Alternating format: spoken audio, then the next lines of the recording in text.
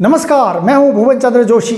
मित्रों, आज 4 महत्वपूर्ण विषय पर आपको जानकारी देंगे। क्या कुछ हुआ उत्तराखंड से, क्या खबर है, आज इसके बारे में आपको जानकारी देंगे। दरअसल दिल्ली में स्थापना दिवस पर क्या बोले उत्तराखंड के सीएम धामी, इसके बारे में थोड़ा विस्तार से आपको अवगत कराएंगे। और दूसरी महत्वपूर्ण खबर है, उत्तराखंड के उधम सिंह नगर में वन कर्मियों पर करीब 1 महीने पहले अंधाधुंध गोली चलाने वाला युवक आज पुलिस के हत्थे चढ़ा गया। पुलिस के सामने क्या कुछ कर रहा था, इसके बारे में भी आपको जानकारी देंगे। और उत्तराखंड के हल्द्वानी बिंदु खत्ता से एक दुखद भरी खबर आपको सुनाएंगे कि कमांडो की शादी होने वाली थी। 1 घंटे पहले अपने घर वालों से बातचीत करता है, उसके बाद 1 घंटे बाद गोली लग जाती है। उसके बारे में भी विस्तार से जानकारी देंगे।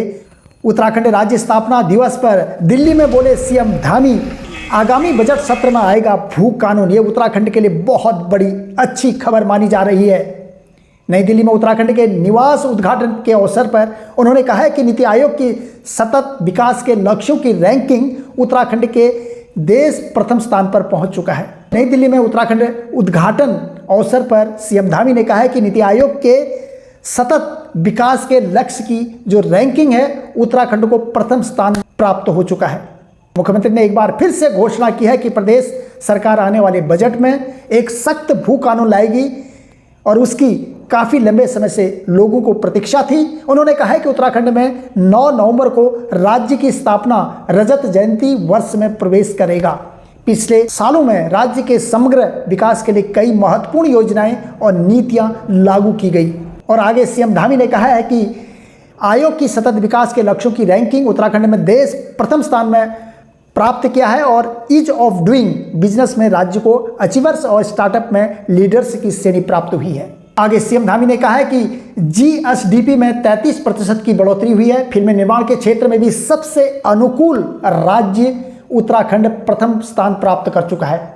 समान नागरिकता संहिता की दिशा में भी कदम उठाने वाला पहला राज्य उत्तराखंड है। जल्द ही यूसीसी राज्य में भी लागू करने की दिशा में कार्य किया जा रहा है। धामी ने आगे कहा है कि राज्य में देश का सबसे प्रभावी नकल विरोधी कानून भी लागू किया गया है। 3 वर्ष में राज्य में 18,500 सरकारी पदों पर नियुक्ति की गई है और राज्य में जबरन धर्मांतरण रोकने के सख्त कानून भी लागू किया गया है।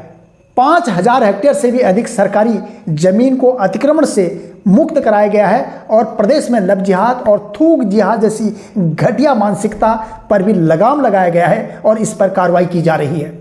ये सब कुछ धामी ने आज नई दिल्ली में कहा, लेकिन इसका कितना इम्पैक्ट पड़ेगा आने वाले समय में, ये देखने वाली बात होगी।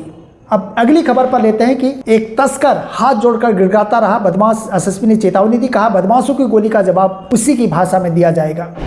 उत्तराखंड के उधम सिंह जिले में पुलिस मुठभेड़ में अपराधियों के पकड़े जाने का सिलसिला जारी है। 2 महीने पहले पीपल पड़ाव रेंज में जंगल में वनकर्मियों पर फायरिंग के मामले में फरार चल रहा मुख्य अभियुक्त गदरपुर से पुलिस की मुठभेड़ में पकड़ा गया। बाइक से भागने की कोशिश घिरे में अभियुक्त ने 2 बार पुलिस पर फायरिंग की और पुलिस की ओर से जवाबी फायरिंग में उसके पैर में गोली लगी और वो घायल हो गया। मामले में पुलिस अब तक 4 अभियुक्तों को पकड़ चुकी है। एनएसजी कमांडो की दिल्ली में संदिग्ध परिस्थितियों में गोली लगने से हुई मौत।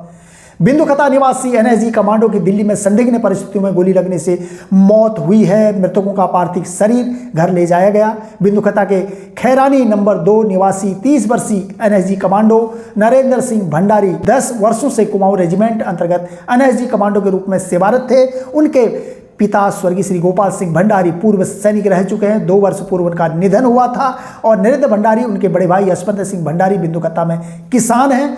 और उसके बाद पारिवारिक सूत्रों के अनुसार विगत शाम करीब 7 बजे संदिग्ध परिस्थितियों में फायर ड्रिल के दौरान गोली लगने से संभवतः उनकी मौत हुई है। इससे पूर्व कुमाऊं रेजिमेंट के अंतर्गत जम्मू कश्मीर में उनकी सेवाएं रही है। पारिवारिक सूत्रों के अनुसार विगत शाम लगभग 7 बजे दिल्ली में संदिग्ध परिस्थितियों में फायर ड्रिल के दौरान गोली लगने से संभवतः उनकी मौत हुई है। इससे पूर्व वह कुमाऊं रेजिमेंट के अंतर्गत जम्मू कश्मीर में अपनी सेवाएं दे रहे थे। आगामी 19 नवंबर को उनकी शादी लोहाघाट निवासी युवती से होनी थी, जिसके कार्ड भी बढ़ चुके थे।